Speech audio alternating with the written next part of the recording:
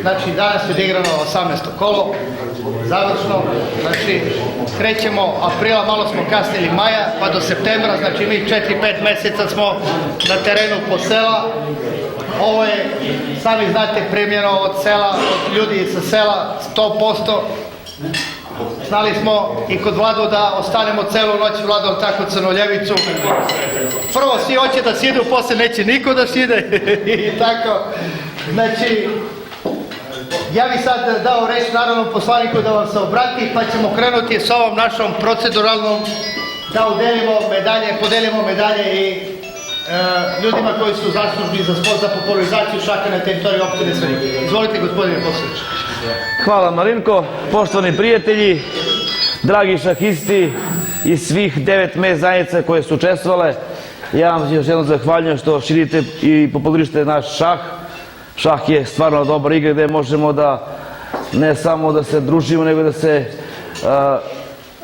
na najbolji način pokaže ko koliko zna. Ja sam isto zaljubljenik u šah, nisam sa vama, ali vas podržavam normalno. Ja pozdravljam sve ovde prisutne normalno, čestitam pobednicima, odnosno mesnoj zajednici Sela Grbače koja je osvojila prvo mesto, koja je dobila, što se kaže, najveći broj pobeda. Zahvaljujem se i ostalima koji su učestvovali i nadam se da ćemo svi zajedno u narednom periodu imati mogućnost da se šah i ostali sportovi šire i dalje u našoj opštini.